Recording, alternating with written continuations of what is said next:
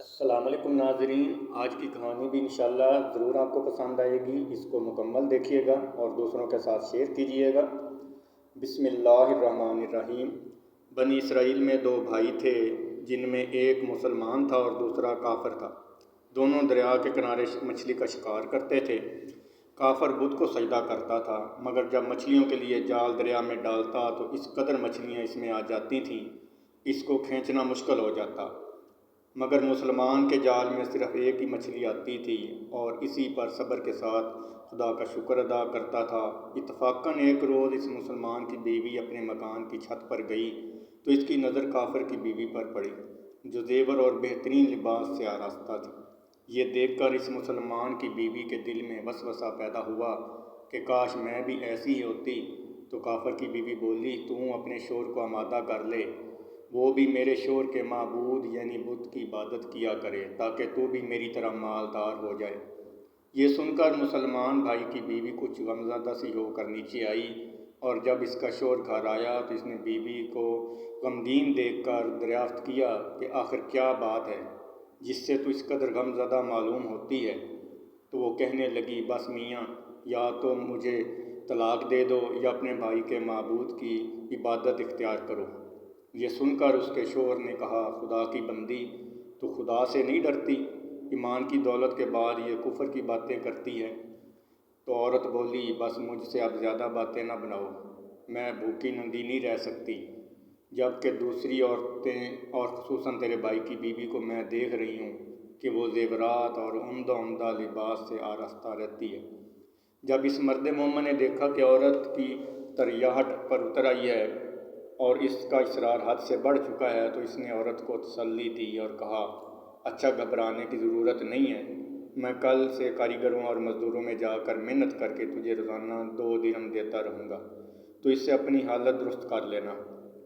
یہ سن کر عورت کو کچھ تسلی حاصل ہوئی اور وہ سویرے ہی مرد مومن مزدوری کی تلاش میں نکلا، لیکن کہیں اسے مزدوری نہیں ملی۔ یہ دیکھ کر وہ دریا کے کنارے پہنچا اور شام تک خدا کی عبادت میں مصروف رہ کر رات کو جب گھر آیا تو بیوی نے دریافت کیا، آج تم کہاں تھے؟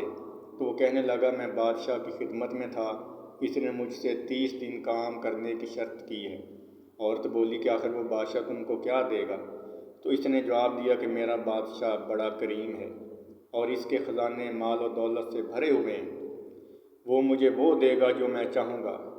چنانچہ اسی طرح برابر وہ اپنے معبود برحق کی عبادت میں مصروف رہا۔ اور تیسری رات ہوئی تو بیوی نے کہا، سنو میاں، اگر کل تم نے مجھے مزدوری لا کر نہیں دی تو تم پر مجھے طلاق دینا لازم ہو جائے گا۔ یہ سن کر اس کو کسی قدر پریشانی لاحق ہوئی اور تیسری صبح کو اس نے ایک یہودی سے کہا، کیا تم مجھے مزدوری پر لگا لو گے؟ یہ سن کر یہودی کہنے لگا کہ ہاں، تم کو مزدوری تو مل جائے گی، لیکن شرط یہ ہے کہ میرے پاس تمہارے کھانے پینے کا کوئی انتظام نہ ہوگا۔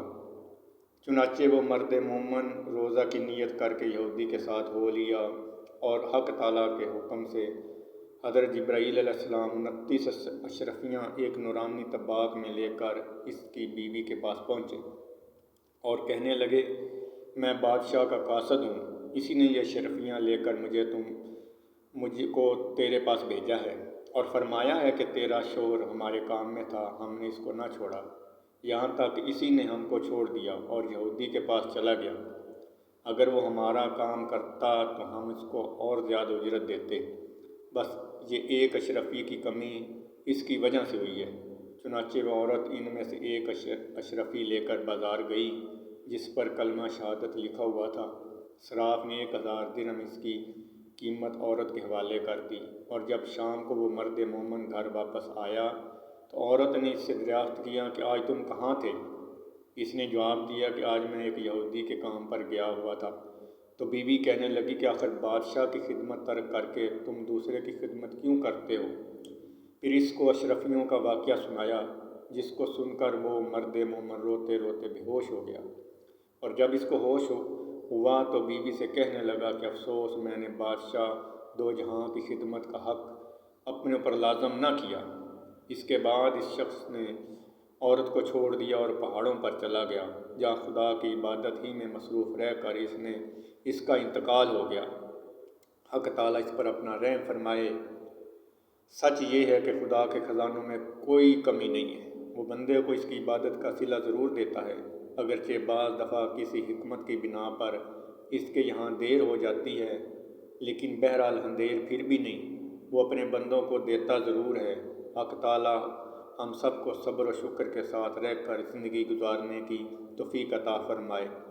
ناظرین، آج کا یہ واقعہ انشاءاللہ آپ کو ضرور پسند آیا ہوگا، اور اس سے آپ کا نہ صرف علم میں اضافہ ہوا ہوگا بلکہ آپ کا ایمان بھی تازہ ہوا ہوگا۔ ایسی ہی دوسری ویڈیوز دیکھنے کے لیے، سچے واقعات سننے کے لیے اس چینل کو سبسکرائب کریں، لائک کریں اور دوسروں کے ساتھ شیئر ضرور کریں۔ انشاءاللہ اس سے آپ کو ضرور فائدہ ہوگا، آپ کے علم میں بھی اضافہ ہوگا۔ بہت شکریہ۔ السلام علیکم۔